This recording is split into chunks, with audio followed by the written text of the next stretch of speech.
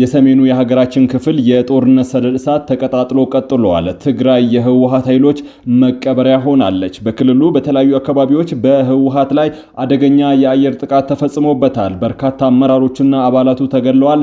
ልዩ ሰበር መረጃ ከመቀሌ ደርሶናል፣ በዝርዝር ይቀርባል። የአሜሪካ ፍርድ ቤት ፕሬዝዳንት ዶናልድ ትራምፕ አስተዳደራቸው ከ5000 በላይ ለሚሆኑ ኢትዮጵያውያን ተሰጥቶ የነበረውን የጊዜያዊ ከለላ መብት እንዲሰረዝ ውሳኔ ሰጥቷል። ተጨማሪ ዘገባ ይዘንበታል። በተባበሩት መንግስታት ድርጅት የሰብአዊ ጉዳዮች ማስተባበሪያ ቢሮ ባወጣው አዲስ መግለጫ በዓለም ዙሪያ ኢትዮጵያን ጨምሮ የጦር ሜዳዎችን እየቀየሩ ያሉ የታጠቁ ድሮኖች በሰብአዊ እርዳታ ሰራተኞች ላይ እጅግ ገዳይና አደገኛ ስጋት እየደቀኑ መሆናቸውን አስጠንቅቋል። ኢራን ከአሜሪካ ጋር ለሚደረግ የተራዘመ ጦርነት እየተዘጋጀች እንደሆነ ተዘግቧል። ወደ ባህር ማዶ ጎራ ብለን እንቃኘዋለን። ውድ ቤተሰቦቻችን በዕለቱ የመረጃ ሰዓታችን እነዚህንና ሌሎችንም የሀገር ውስጥ ቀጠናዊና ዓለም አቀፍ መረጃዎችን በዝርዝር ወደ እናንተ እናቀርባለን። ለቤቱ አዲስ የሆናችሁ ሰብስክራይብ በማድረግ የደወል ምልክቷን በማብራት የቤቱ አባል ትሆኑ ዘንድ በታላቅ ትህትና እንጋብዛለን። እስከ ፍጻሜው አብራችሁን ቆዩ። የአሜሪካ ፍርድ ቤት የፕሬዝዳንት ዶናልድ ትራምፕ አስተዳደር ከ5000 በላይ ለሚሆኑ ኢትዮጵያውያን ተሰጥቶ የነበረውን የጊዜያዊ ከለላ መብት እንዲሰረዝ ውሳኔ ሰጠ። ውሳኔው በኢትዮጵያውያን ላይ የጸጥታና ሰብአዊ ስጋቶችን ከግምት ውስጥ ያስገባ ዜጎች ወደ ሀገራቸው እንዲመለሱ የሚፈቅድ ነው። አልጀዚራ እንደዘገበው የፌዴራሉ ዳኛ ብራያን መርፊ የትራምፕ አስተዳደር ለኢትዮጵያን የተሰጠውን ጊዜያዊ ከለላ እንዲቋረጥ ተላልፎ የነበረውን የህግ እገዳ በማክሰኞ ዕለት አንስቶታል። ይህንን ከለላ ለማቋረጥም በህግ በኩል ተደቅኖ የነበረው የመጨረሻ እንቅፋት ተነስቷል። ከለላው በአሜሪካ መንግስት በተመረጡ ሀገራት የሚኖሩ ዜጎች በሀገራቸው ባለ ሁኔታ ምክንያት መመለስ አደገኛ እንደሆነባቸው ታሳቢ ተደርጎ በአሜሪካ በህጋዊ መንገድ እንዲቆዩ የሥራ ፍቃድ እንዲያገኙ የሚያስችል ፕሮግራም ነው። የፍርድ ቤት ውሳኔ የአሜሪካ ጠቅላይ ፍርድ ቤት ባለፈው ሰኔ ወር ያስተላለፈውን ውሳኔ ተከትሎ የመጣ ነው። ጠቅላይ ፍርድ ቤቱ በ6 እና በ3 በሆነ ድምጽ ጠቅላይ ፍርድ ቤቱ 6-3 በሆነ ድምጽ ባጸደቀው ውሳኔ የሀገር ውስጥ ደህንነት መስሪያ ቤቱ የጊዜያዊ ከለላዎችን ለማቋረጥ የሚያሳልፋቸውን ውሳኔዎች የፌዴራል ፍርድ ቤት መልሰው የመመርመር ስልጣናቸውን ገድቦታል። ምንም እንኳን የጠቅላይ ፍርድ ቤቱ ውሳኔ የሶሪያና የሃይቲ ተፈናቃዮችን የሚመለከት ቢሆንም የከለላ መብቱ መቋረጥን ለሚቃወሙ የሌሎች ሀገራት ዜጎችም ሰፊ ተጽዕኖ ያሳድራል። የትራምፕ አስተዳደር ኢትዮጵያ፣ ቬንዙዌላ፣ ኒካራጓ፣ ደቡብ ሱዳንና ሶማሊያን ጨምሮ የ13 ሀገራት ዜጎች ከለላ እንዲሰረዝ እንቅስቃሴ ሲያደርግ ቆይቷል። ኢትዮጵያውያን ለረጅም ጊዜ በአሜሪካ ከለላ ያገኙት በፈረንጆቹ 2022 በቀድሞ ፕሬዝዳንት ጆ ባይደን አስተዳደር ዘመን ነው። በወቅቱ ከለላ የተሰጠው በኢትዮጵያ በነበረው የሲቪል ግጭትና የሰብአዊ ቀውስ ምክንያት ነው። የሀገር ውስጥ ደህንነት መስሪያ ቤቱ ባለፈው ታህሳስ ወር ለኢትዮጵያውያን የተሰጠው ከለላ እንዲቋረጥ ጠይቋል። በኢትዮጵያ ያለው ሁኔታ ወደ ሀገራቸው በሚመለሱ ዜጎች ላይ ከባድ ስጋት አይደቅንም የሚል ምክንያትም አቅርበዋል። በተባበሩት መንግስታት ድርጅት የሰብአዊ ጉዳዮች ማስተባበሪያ ቢሮ ባወጣው አዲስ መግለጫ በዓለም ዙሪያ ኢትዮጵያን ጨምሮ የጦር ሜዳዎችን እየቀየሩ ያሉ የታጣቂ ኃይል ድሮኖች በሰብአዊ እርዳታ ሰራተኞች እጅግ አደገኛና ገዳይ ስጋት እየደቀኑ መሆኑን አስጠንቅቋል። ተቋሙ የዓለም አቀፍ የሰብአዊ መብት ቀንን ምክንያት በማድረግ ባወጣው አዲስ ሪፖርት እንዳመላከተው ባለፈው ዓመት ብቻ 705 የእርዳታ ሰራተኞች የጥቃቱ ሰለባ ሆነዋል። እንደ አውሮፓውያን የዘመን አቆጣጠር በ2025 የሟቾች ቁጥር 350 የደረሰ ሲሆን ይህም በታሪክ ሁለተኛው ከፍተኛ የሟቾች ቁጥር ሆኖ ተመዝግቧል። አውስትራሊያ፣ ካናዳ በገንዘብ በሚደግፉት የመረጃ ቋት መሰረትም በዚህ ዓመት የጥቃቱ መጠን የመቀነስ አዝማሚያ ያሳየ ቢሆንም እስካሁን ባለው መረጃ 322 የእርዳታ ሰራተኞች ሲቆስሉ 235 የሚሆኑት ደግሞ ታፍነዋል።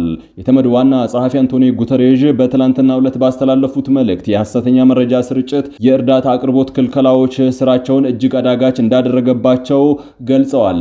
አባል ሀገራት የሰራተኞቹን ደህንነት እንዲጠብቁም ጥሪ አቅርበዋል።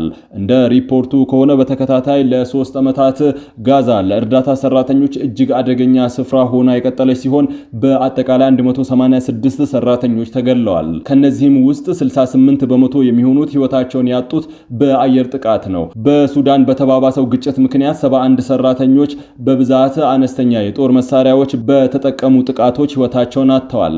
ከነዚህ በተጨማሪ ኢትዮጵያ፣ ዩክሬን፣ ሶሪያ፣ ሃይቲ፣ ቻድ እና ካሜሩን ከፍተኛ የጸጥታ ስጋት ካለባቸው ሀገራት ተርታ ተመድበዋል።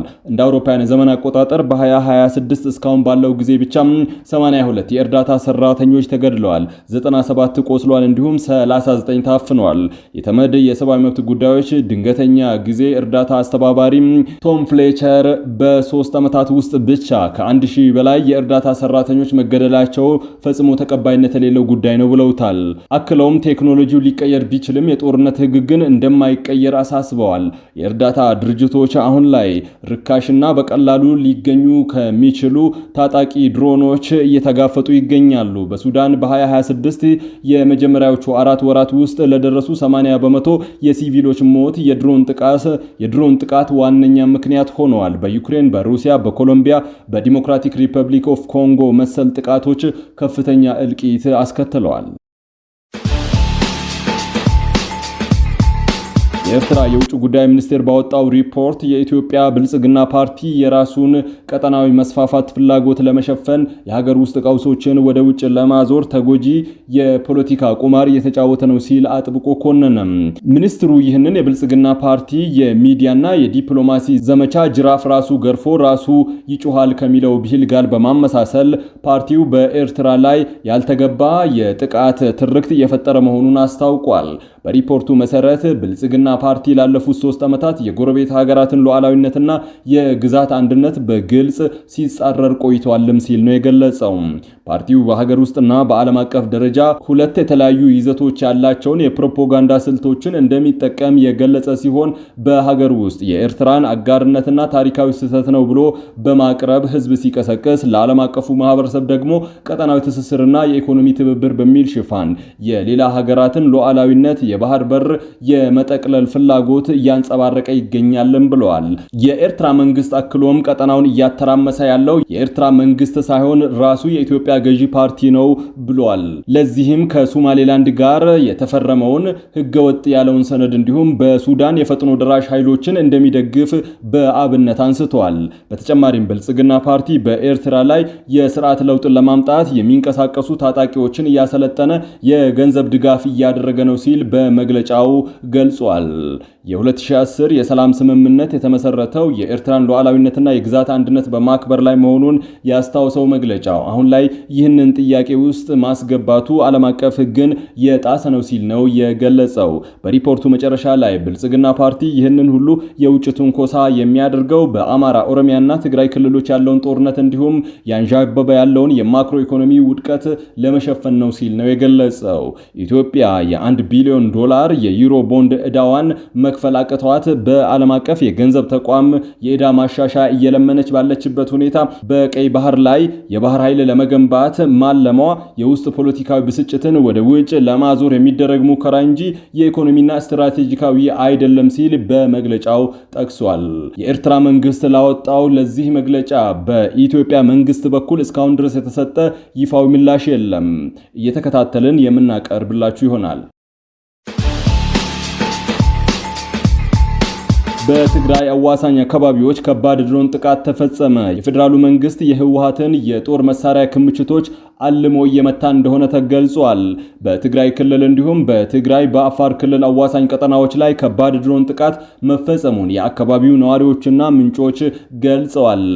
በሰሞኑ በተከታታይ በክልሉ የተለያዩ ቀጠናዎች ላይ የአየር ጥቃት ተፈጽሟል። በተለይም በሐውዜን፣ በባህርሌ እንዲሁም በአዲ ጉደም መካከል በሚገኙ ስትራቴጂካዊ ቦታዎች እንዲሁም በደቡብ ምስራቅ ትግራይ ዞን ክተል አውሎም ወረዳ ልዩ ስሙ ማሂ ማህደን ተብሎ በሚጠራ አካባቢ ላይ ያተኮረ እንደሆነ ታውቋል። በጥቃቱ ወቅትም ከባድ የፍንዳታ ድምጽ መሰማቱንና በአካባቢው ላይ ከፍተኛ ጭስ ሲታይ እንደነበረ የተናገሩት ነዋሪዎች ድርጊቱ በአካባቢው ህዝብ ላይ ከፍተኛ ድንጋጤና ስጋት መፍጠሩን አብራርተዋል። መረጃዎች እንደሚያመላክቱት ከሆነ ይህ የተጠናከረው የድሮን እርምጃ ኢላማ ያደረገው የህወሓት ኃይሎችን የጦር መሳሪያዎችና ወታደራዊ ቁሳቁሶችን አከማችተውባቸዋል የተባሉ ወታደራዊ አስፈላጊነት ያላቸውን ስትራቴጂካዊ ስፍራዎችን ነው። ከቅርብ ጊዜ ወዲህ ቡድኑ በተለያዩ አካባቢዎች አዳዲስ ታጣቂዎችን የመመልመልና የማሰልጠን እንዲሁም በምድር ስር የሚገኙ መጋዘኖችን ጨምሮ በተለያዩ ስፍራዎች ከባድና ቀላል የጦር መሳሪያዎችን የማከማቸት ሰፊ እንቅስቃሴ ሲያደርግ መቆየቱ ተጠቅሷል። ይህን የኃይል ዝግጅትና የመሳሪያ ስብስብ አካባቢውን እንደገና ወደ አዲስ ወታደራዊ ግጭት ሊከተው ይችላል በሚል ከፍተኛ ስጋት አሳድሯል። በሰሞኑ የተወሰደው የአየር ጥቃትም የዚሁ ስጋት አካል እንደሆነ ተገልጿል። ወደ ውጭ ዘገባዎቻችን እናልፋለን። የአልፋ ዊቅ የተሰኘ የኢራን ጋዜጣ ዋና አዘጋጅም ሙክታር ሀዳድ እንዳሉት ፕሬዝዳንት ዶናልድ ትራምፕ ከሚመሩት ጠንከር ያለ አቋም በመጨረሻ ወደ ኋላ በማፈግፈግ አሁን ላይ ያለውን የመግባቢያ ስምምነት ያከብራሉ ብለው እንደሚያምኑ ገልጸዋል። የትራምፕን ስትራቴጂ ሲያብራሩ መጀመሪያ ላይ የተጋነነ ጥንቃቄዎችን በማቅረብ እንደሚጀምሩና በኋላ ግን ወደ ኋላ እንደሚያፈገፍጉ ተናግረዋል። ሀዳድ ለአልጀዚራ እንደተናገሩት ከአሜሪካው ፕሬዝዳንት በሚታየው በዚህ የታወቀ ባህሪ ሁልጊዜ ከፍተኛ ፍላጎት ይዘው እንደሚመጡ ኢራን በተሞክሮ አረጋግጣለችም ብለዋል። አክለውም በመጨረሻም ይህንን አለመግባባት በአሜሪካው ፕሬዝዳንት ላይ ጫና ሲፈጥር ወደ ኋላ በማፈግፈግ አሁን ላይ ያለውን የመግባቢያ ስምምነት ለማስጠበቅ እንደሚገደዱ አምናለሁ ብለዋል። በተመሳሳይ ጊዜ ግን ሀዳድ ኢራን ለረጅም ጊዜ ለሚቆይ ግጭት የተዘጋጀች መሆኗን አጽንኦት ሰጥተው የተናገሩ ሲሆን ኢራን በአሜሪካ ምርጫዎች ላይ በአጋማሽ ዘመን ምርጫ ተስፋ አድርጋለች የሚል አካል ይህ የተሳሳተ አመለካከት ነው ያሉት ሀዳድ የኢራን ወገን በአሜሪካ ፕሬዝዳንት ላይ በመሰረታዊነት ምንም አይነት እምነት የለውም በማለት የሀገሪቱን አቋም አብራርተዋል። ውድ ቤተሰቦቻችን በመጨረሻም የዕለቱን የውጭ ሀገር ገንዘቦችን ዕለታዊ የምንዛሬ ዋጋ ነግረናችሁ ነው ፕሮግራማችንን የምናጠቃልለው። ዛሬ በኢትዮጵያ ንግድ ባንክ አንድ የአሜሪካን ዶላር 160 ብር እየተገዛ 163 ብር ከ2 ሳንቲም እየተሸጠ ነው። ፓውንድ ስተርሊንግ 212 ብር ከ9 ሳንቲም ተገዝቶ 217 ብር ከ2 ሳንቲም የሚሸጥ ሲሆን የአውሮፓ ዩሮ 185 ብር ከ5 ሳንቲም ተገዝቶ 189 ብር ከ3 ሳንቲም የዕለቱ መሸጫ ዋጋ ነው። የስዊስ ፍራንክ 194 ብር ተገዝቶ 197 ብር ከ9 ሳንቲም ይሸጣል። የኩዌት ዲናር 511 ብር ከ5 ሳንቲም ተገዝቶ 521 ብር ከ8 ሳንቲም በዛሬው ዕለት እየተሸጠ ነው።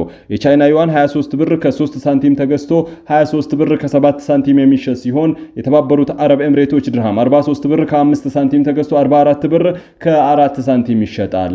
የሳውዲ ሪያል 42 ብር ከ6 ሳንቲም እየተገዛ 43 ብር ከ4 ሳንቲም የሚሸጥ ሲሆን በሁሉም የመላኪያ መንገዶች ወደ ሀገር ውስጥ ገንዘብ ከላካችሁ በተጨማሪም 6 ብር ከ4 ሳንቲም በእያንዳንዱ የውጭ ሀገር ገንዘብ ላይ ተጨማሪ ጉርሻ የሚሰጣችሁ ይሆናል።